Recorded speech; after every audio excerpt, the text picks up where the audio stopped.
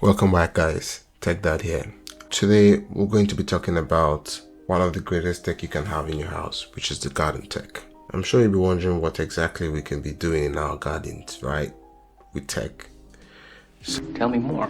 But I know some of us here definitely would have had issues mowing our lawns. And then some people go through the easier way of possibly putting artificial lawns in their lawn, while some people just go with the flow.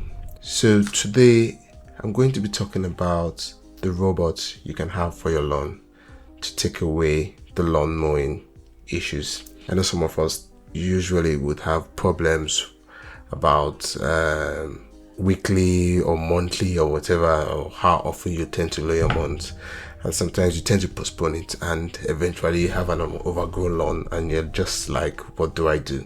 So I'm here to tell you, you can automate that as well. So today we're going to be talking about the Yardforce Compact 300 ROBS robotic lawn mower. A mouthful, but I'm sure I'm going to tell you is worth your time. So first, let's talk about the device itself. I actually have it here. I've been using it for about 3 months or thereabouts, if not more.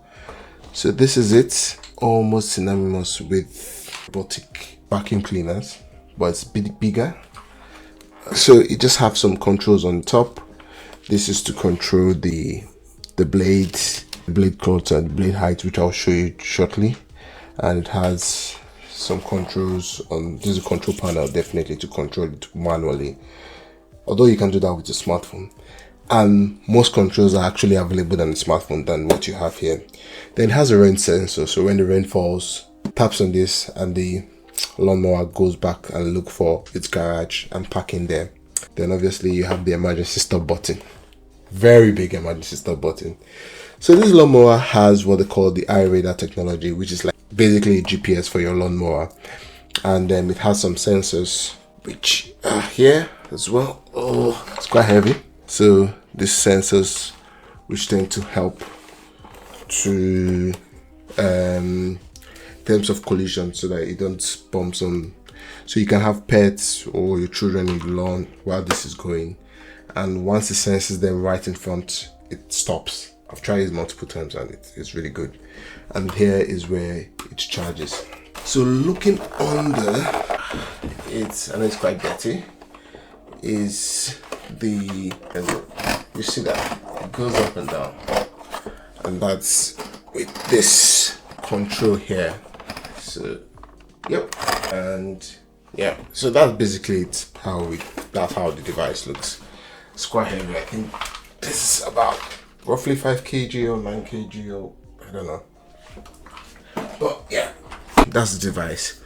So like I said, it uses the eye radar technology for it to be able to navigate quite well. It has a rain sensor which takes it back to its garage when it detects rain whilst in the lawn. So in setting it up, you actually have to put a perimeter wire around your garden, depending on how your garden is. If it's a complex or a simple garden, it's quite easy when you have the map. When you have the map app or the manual, when it comes in, you can just, it's quite an easy thing to do. The Yardforce, although there are other ones, Bosch, a lot of lawnmowers in the market, but why I went for the Yardforce was, first, it was quite cheap, and I was able to get it from Amazon warehouse for £260 as used, but I think now it's around 315 or 350 pounds for a new one anyways. So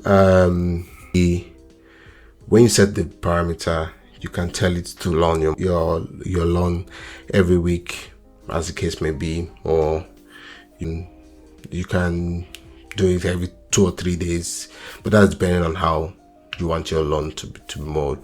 But the problem with it basically is, most times before using it, you have to prep your lawn, which is in the setup process.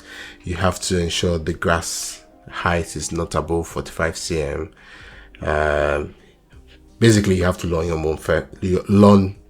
You have to mow your lawn first before using the lawnmower. So it's pretty good.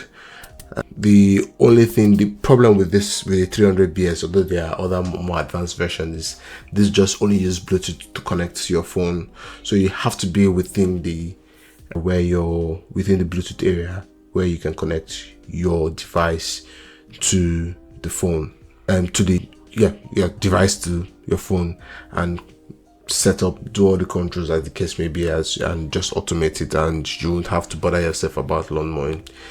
It's pretty good. It's it was able to get really decent lawn mowing capabilities, and I think it's a very good device that you can have, especially if you don't like mowing your lawns like myself.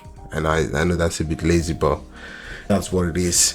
And in terms of performance, basically, like I earlier mentioned, it's mows like a pro, and the best part, it does it quietly. It does a precise cut based on the parameters you've already set, and you can allow it mow your lawn while you're in the garden, and you enjoy some form of tranquility. It basically works as if you're not there. The only downside to it is it doesn't come with the garage, and obviously because you're going to be leaving the lawnmower outside, you have to get a garage separately, which I got for around £50 anyways. And obviously when it's done mowing the lawn, it goes back and charges itself, and it does it quite pretty well, to be honest.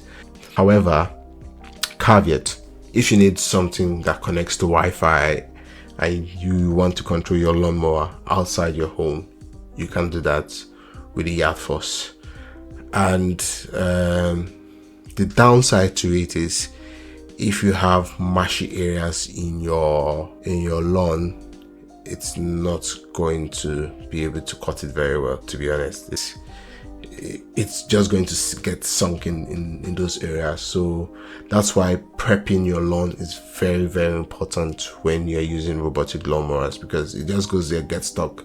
After a while, it turns off and it doesn't continue. So you have to go and help it out and prep that area again, or you just set the parameter away and you might have to use like an edge cutter. And yeah, I mean, that's it for today. If you want an efficient solution for your modern home, I would advise the Yardforce Compact 300 RBS lawnmower.